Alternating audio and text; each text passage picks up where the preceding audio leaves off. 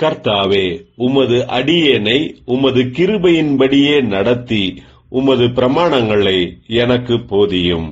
கர்த்தருக்குள் பிரியமானவர்களே, உங்கள் அனைவருக்கும் இனிய காலை வணக்கங்கள். இன்றைய வேத வசன தியானத்திற்கென்று நாம் தெரிந்தெடுத்திருக்கும் வேத பாகமானது சங்கீதம் 119:23.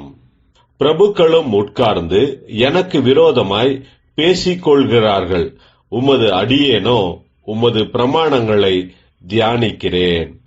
பிரியமானவர்களே, இன்றைய வேத தியானத்தின் தலைப்பு எல்லா சூழ்நிலைகளிலும் தேவனுடைய வார்த்தையை தியானிப்பது என்பதே.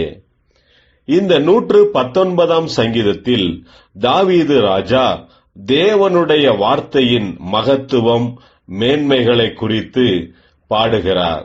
தேவனுடைய வசனம் கால்களுக்கு தீபமாகவும் பாதைக்கு வெளிச்சமாகவும் பலப்படுத்துகிறதாகவும் ரட்சிக்கிறதுமாகவும் இருக்கிறது என்றெல்லாம் கர்த்தருடைய வார்த்தையை குறித்து சாட்சி கொடுக்கிறார். கர்த்தர் தாமே தம்முடைய ஜனங்களை காவலாக நின்று காப்பாற்றுகிறார். எதுவும் நம்மை ஒன்றும் செய்ய முடியாது.